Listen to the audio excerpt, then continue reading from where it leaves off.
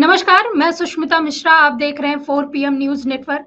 आपको पता ही होगा, स्वामी प्रसाद मौर्य जिस तरह से विवादित बयान देते आए हैं, उस हिसाब से तो ऐसा लग रहा है कि समाजवादी पार्टी कहीं न कहीं उनके विवादित बयानों को अनदेखा कर रही है। इससे कहीं न कहीं समाजवादी पार्टी को नुकसान भी भुगतना पड़ सकता है, क्योंकि 22 तारीख को प्राण प्रतिष्ठा हुई थी और प्राण प्रतिष्ठा को लेकर भी स्वामी प्रसाद मौर्य ने विवादित बयान दे डाला। क्या कुछ कहा है, इस वीडियो में देखिए आप। अपने परिवार में मरने वाले लोगों की जो लाशें होती हैं, उसका प्राण प्रतिष्ठा कर दो, कभी मरने ही नहीं, अमर हो जाएंगे। तो अगर प्राण प्रतिष्ठा करने से पत्थर सजीव हो जाता है, प्राण प्रतिष्ठा करने से तो मुर्दा क्यों नहीं कर सकता है? ये सच है। आज इसी पर हम चर्चा करेंगे। हमारे साथ वरिष्ठ पत्रकार राशिद जहीर सर जुड़ चुके हैं। सर, ये जो बयान दे रहे हैं, क्या लगता है कि समाजवादी पार्टी या अखिलेश यादव को सोचना चाहिए कि इस तरह के नेता जो कि उनकी ही पार्टी को नुकसान पहुंचा रहे हैं ऐसे विवादित बयान देकर, क्योंकि आज सोशल मीडिया पे लगातार स्वामी प्रसाद मौर्य वायरल हो रहे हैं, उनके पुराने विवादित बयान भी वायरल हो रहे हैं। क्या लगता है आपको, अखिलेश यादव को कुछ कठोर कदम उठाना चाहिए? सुष्मिता जी, जो बयान स्वामी प्रसाद मौर्य ने दिया है उसको कुछ अच्छे लफ्जों में भी कहा जा सकता था। समाजवादी पार्टी के जो बड़े प्रवक्ता भाटी जी हैं, वो अभी एक टीवी डिबेट पे बिल्कुल यही बात बोल रहे थे, लेकिन उनके शब्दों में एक मर्यादा थी। उनके शब्दों में एक कहने का जो तरीका होता है वो था जो ताकि अपनी बात भी कह दी जाए और बुरे भी ना लगे। हालांकि वहां भारतीय जनता पार्टी के प्रवक्ता भी मौजूद थे और एक वहां पर जो है साधु महाराज थे, बड़े शंकराचार्य कहलाते हैं, कौन है वो भी वहां मौजूद थे। तो उन्होंने कहा कि प्राण प्रतिष्ठा जो अगर पत्थर में करके आप किसी मुर्दे में करके दिखा दीजिए, ये बात उन्होंने भी कही। उसका ज्यादा जो है तिल का ताल नहीं बना, लेकिन स्वामी प्रसाद अक्सर इस बारे में घिर जाते हैं। अब एक बात बताइए, हालांकि देखिए मैं स्वामी प्रसाद के किसी भी कथन के साथ पर्सनली अपने आप को नहीं जोड़ सकता, लेकिन एक बात पूछना चाहता हूं सुष्मिता जी, जो पूरे देश में भारतीय जनता पार्टी ने प्राण प्रतिष्ठा करके अपने आप को दुनिया का सबसे बड़ा पुजारी बताते हुए उस पूरे प्रोग्राम का श्रेय लूटा है, आप ये बताइए विपक्षी के पास कोई ऐसी काट हो सकती है, कोई ऐसा जवाब हो सकता है जो इस प्राण प्रतिष्ठा वाले प्रोग्राम के सामने वो लाके रख सके? क्योंकि इन लोगों ने, भारतीय जनता पार्टी के लोगों ने कुछ इस प्रकार से काम कर दिखाया सुष्मिता जी, कि राम मंदिर वाली पिच पे आपको खेलना ही पड़ेगा। और वहां पर देखिए एक बात बताइए, नकली घी लेगा कोई, असली घी लेगा। अगर मिसाल के तौर पे उन्हें राम प्राण प्रतिष्ठा ही चाहिए दर्शकों को, वोटरों को, तो भारतीय जनता पार्टी को पसंद करेगा। आप कितने भी ज्यादा वहां पर 22 तारीख में जाएं या 22 के बाद चले जाएं, ये जो स्वामी प्रसाद मौर्य का बयान है, मैं ये बात मैंने किस लिए बताई आपको कि पहले तो असली और नकली में फर्क होना चाहिए। अखिलेश यादव की पार्टी हो या राहुल गांधी की पार्टी हो, ये असली नहीं हो सकते। इस वाली पिच पर, राम जी की पिच पर, वहां भारतीय जनता पार्टी पहले खिलाड़ी है। तो अब इनकी काट क्या है? इन्होंने पूरे देश के सामने मुद्दों को सबको खत्म करते हुए अपना एक बात रख दी कि राम जी के बारे में अगर बोलोगे तो ठीक, नहीं तो आप जो है देशद्रोही कहलाओगे, आप धर्म के जो है भक्षक कहलाओगे। तो इन लोगों ने एक ऐसी पृष्ठभूमि तैयार कर दी है। अब इस बात को मेरे सुनाने का मतलब यह है कि स्वामी प्रसाद मौर्य हो या वो भाटी जो इनके प्रवक्ता, बड़े प्रवक्ता हैं वो हो, इन दोनों ने ये बात जो कही है ना, देखिए इस वाली बात का श्री राम जी के मंदिर का जवाब जो उन्होंने रखा है पूरे हिंदुस्तान के सामने, विपक्ष के पास कोई नहीं हो सकता सिवाय एक के, जो स्वामी प्रसाद मौर्य कर रहे हैं। जब जब धर्म की धर्मांधता बढ़ती है, जातिवाद होना ही चाहिए।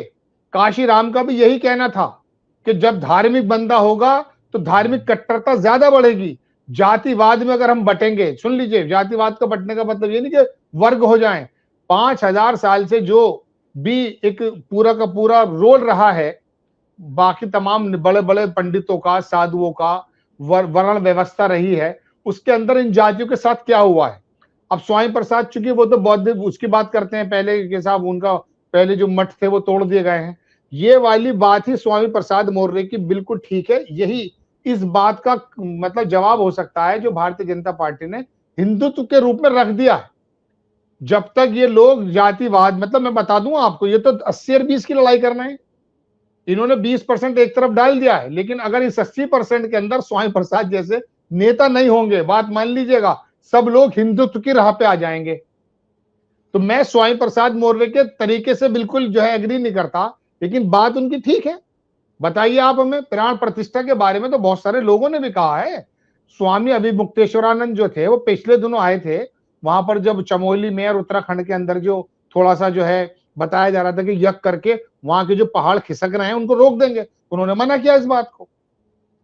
दूसरी बात यह है कि ये धर्म का छलावा देकर भारतीय जनता पार्टी जो काम करना चाहती है ना, उसके अंदर सिर्फ स्वामी प्रसाद मौर्य या काशीराम के कहने की जो बात है ना कि अपने अपने समाज की बात करो, वही इस हिंदुत्व की काट हो सकती है। हालांकि ये बात मेरी बहुत लोगों को एक्सेप्टेबल नहीं होगी सुष्मिता जी, लेकिन मैं बताना चाहता हूं कि अगर आप 80-20 का खेल खेल रहे हैं तो आपके यहां भी खेल ये होना है। जब तक दलित को आप अपने आरएसएस का सर्वे सर्वा नहीं बनाएंगे, दलित को प्रधानमंत्री नहीं बनाएंगे, दलित को जो है किसी मंदिर का पुजारी नहीं बनाएंगे और वोट के मसले में आप उन्हें अपने सर पे रख लीजिएगा, तो स्वामी प्रसाद मौर्य जैसे लोग आएंगे सामने। मैं बार बार कह रहा हूं कि स्वामी प्रसाद के तरीकेकार से मैं बिल्कुल इत्तेफाक नहीं रखता हूं, लेकिन हकीकत बात यह है कि जब वर्ण व्यवस्था आपके अंदर है, जाति विवाद आपके आपके जो बाकायदा बहुत सारे मनुस्मृति क्या है मनुस्मृति में क्या ये नहीं लिखा है कि किसी शूद्र के कानों में यदि शीशा के गीता के शब्द पड़ जाएं तो उसके शीशा पे गिलाकर डाल दो? आप मनुस्मृति को सर पे रख के फिरते हो, आप स्वामी प्रसाद मौर्य की बातों को फिर बुरा क्यों मान रहे हैं? पहले अपने यहां से गंदगी की सफाई कीजिए ना। स्वामी प्रसाद मौर्य हिंदुत्व की काट की बात कर रहे हैं इस समय। मैं पहली बार ऐसा हो सकता है कि मैं स्वामी प्रसाद के साथ खड़ा हूं। जी मैम। चलिए, आप तो खड़े हैं स्वामी प्रसाद मौर्य के साथ, लेकिन आईपी सिंह जो आज सुबह से प्रहार किए जा रहे हैं सोशल मीडिया पर, उन्होंने कहा है कि बेटी राम मंदिर जाकर भाजपा की मदद कर रही है और स्वामी प्रसाद मौर्य उल जलूल बयान दे रहे हैं। तो एक तरह से इनके बयान को लेकर सपा में भी कहीं ना कहीं हलचल मच चुकी है। सपा के नेता भी कहीं ना कहीं सामने आ रहे हैं, सोशल मीडिया में बाकायदे उनके ऊपर बयानबाजी कर रहे हैं। इस पर क्या कहें? ये आईपी सिंह जो है ना, इनकी कोई हकीकत नहीं है। मैं आपको बताऊं सुष्मिता जी, बात क्या है, प्रधानमंत्री नरेंद्र मोदी मंच के माध्यम से कब कहते हैं कि आप वर्गों को बांट दो, मुसलमान को पाकिस्तान भेज दो? नहीं कहते ना। लेकिन उनके द्वारा कैबिनेट के मिनिस्टर दर्जन भर से ज्यादा इस बात के बयान देते हैं, गोली मारो सालों को। बताइए आप। तो इस तरह से अखिलेश यादव अपनी राजनीति करते रहें और स्वामी प्रसाद मौर्य को अपना काम करने दें, क्योंकि आप अखिलेश यादव हिंदू भी नहीं बन पाएंगे। आपको तो मुसलमान, मुलायम सिंह को तो बाकायदा मुस्लिम मुलायम कहते हैं वो लोग, मुल्ला पार्टी कहते हैं वो लोग। तो आपको तो मुसलमान बनाने पे तुले हुए हैं वो लोग। अगर स्वामी प्रसाद इनके गुब्बारे में पंक्चर कर रहे हैं तो आपको प्रॉब्लम क्या है? आप सर्वे सर्वा हो पार्टी का अखिलेश यादव, आप तो वैसे बने रहिए, लेकिन स्वामी प्रसाद मौर्य जैसे कुछ मुस्लिम नेता अलग अलग तरह के लोग होने चाहिए पार्टी में। भारतीय जनता पार्टी में भी ऐसे होते हैं लोग। अब आज एक नई खबर आई है ममता बनर्जी के बारे में। जयराम रमेश ये कह रहे हैं कि ममता बनर्जी बहुत इंपॉर्टेंट पार्ट है गठबंधन का, हम उनको लेकर आएंगे। उन्होंने मना कर दिया गठबंधन में आने के लिए। लेकिन अधीर रंजन चौधरी क्या कह रहे हैं कि ममता बनर्जी जो है दोगली महिला है, मतलब दोगली तरीका रहता है उनका। तो ये पार्टी में अलग अलग लोगों की बात होती है, एक सूत्र में नहीं बात होती। प्रधानमंत्री जी क्या जो बात कहते हैं सारे लोग वही थोड़े ना कहते हैं। प्रधानमंत्री जी ने तो कभी नहीं कहा पाकिस्तान भेज दो इनको, लेकिन इनके यहां भी तो नेता है ना। ऐसे स्वामी प्रसाद मौर्य हैं और तमाम तरह के लोग हो सकते हैं, अलग अलग बात कर रहे हैं। और हिंदुत्व का इलाज ये है, अगर आपने ये जातिकरण कर रहे हैं ना, ये तो भारतीय जनता पार्टी भी करती है। आप बताइए मुझे, जहां बनिए को टिकट देना वहां ठाकुर को नहीं देती है, जहां ठाकुर को टिकट देना वहां बनिए को नहीं देती है। कहने का मेरे मतलब, जब जातिवाद आप टिकट वितरण में रखते हैं, मंदिरों में आपका एक ही वर्ग जो है पूजा कराता है, फिर स्वामी प्रसाद मौर्य के पीछे क्यों जा रहे हैं आप?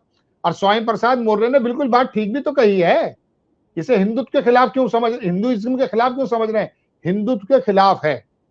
स्वामी प्रसाद मौर्य जैसे नेता होने सुष्मिता जी जरूरी हैं। अगर ये लोग नहीं होंगे तो इन वर्गों की कभी जिंदगी में बात नहीं सुनी जाएगी। मान लीजिएगा मेरी बात आप, क्योंकि ये लोग अगर इन वर्गों की बात नहीं उठाएंगे ना, तो ये तो हिंदू और मुसलमान होने के नाते सिर्फ एक ही काम करेंगे। उन्होंने उठाया है मंदिर तोड़ने की, मंदिर हटाने की बात है, तो उन्होंने मठों की बात उठाई है ना।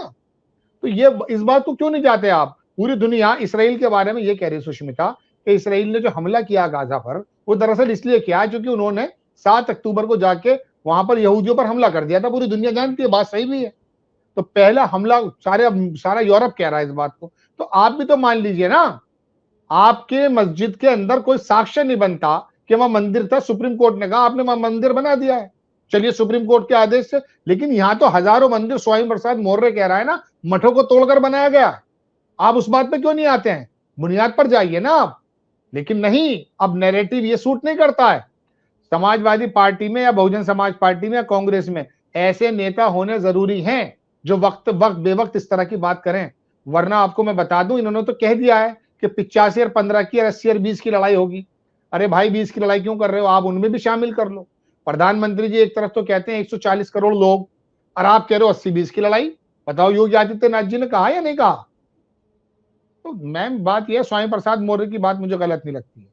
हिंदुत्व से लड़ने का सबसे कारगर तरीका यह है जो इस वक्त स्वामी प्रसाद मौर्य कर रहे हैं। जी चलिए, सही कहा आपने, सबका अपना अपना नजरिया है। स्वामी प्रसाद मौर्य का भी अपना नजरिया होगा, आईपी सिंह का भी अपना नजरिया होगा, क्योंकि वो समाजवादी पार्टी के नेता है। लेकिन आ जाते हैं इंडिया गठबंधन में, क्या लगता है इंडिया गठबंधन बचेगा?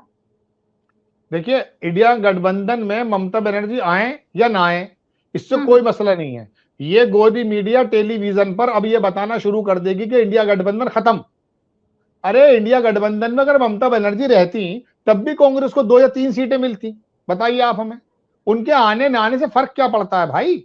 लेकिन बंगाल में वो भारतीय जनता पार्टी को पूरी चुनौती देने के लिए तैयार हैं, और वो भारतीय जनता पार्टी को हरा भी देंगी, इसमें भी कोई दो राय नहीं है। और वो ऐसा भी नहीं है कि भारतीय जनता पार्टी के साथ गठबंधन में चली जाएंगी, वो जीतने के बाद आएंगी इंडिया गठबंधन के साथ। तो ये तो मैं बता रहा हूँ ना, गोदी मीडिया का इशू है कि गठबंधन रहेगा नहीं रहेगा। अभी मैं कहीं पढ़ रहा था, राहुल गांधी की यात्रा जाएगी, अब तो खत्म हो गया है। अब तो अरे कुछ नहीं होता खत्म भाई।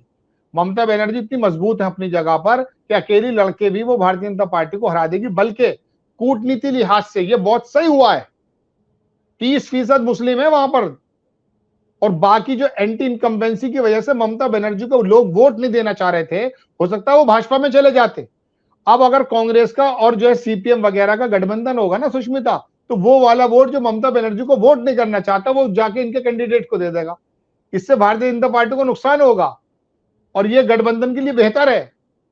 ममता बनर्जी 90, 70, 80% अकेले सक्षम हैं, और बाकी 20% पे होगा यूं कि जो लोग एंटी इनकम्बेंसी की वजह से ममता बनर्जी को वोट नहीं देना चाहते वो सीपीएम को और कांग्रेस को वोट दे देंगे। अगर गठबंधन हो जाता तो फिर वो भारतीय जनता पार्टी पे चले जाते। ममता बनर्जी के आने न जाने से कोई फर्क नहीं पड़ता, मान लीजिए मेरी बात। मैं बहुत पहले भी अपने हमारे यहाँ भी प्रोग्राम बनाया, मैंने तब भी यही कहा था। जी मैम, बहुत बहुत धन्यवाद सर, बहुत अच्छी जानकारी आपने दी। तो ये आप देख रहे थे स्वामी प्रसाद मौर्य के विवादित बयान को लेकर भी हमने चर्चा की, जिसको लेकर इन्होंने बहुत सही बात बोली। सबका अपना अपना नजरिया है और इस नजरिए से धर्म को देखना चाहिए। वैसे ही स्वामी प्रसाद मौर्य का नजरिया है, वैसे ही उनकी बेटी का नजरिया है, वैसे ही सपा नेता आईपी सिंह का नजरिया है। वैसे देखने वाली बात ये होगी कि 2024 में क्या होता है, क्या गठबंधन में आगे होता है, ये सब हम आपको दिखाते रहेंगे। तब तक के लिए आप देखते रहिए 4 PM न्यूज नेटवर्क। मैं सुष्मिता, नमस्कार।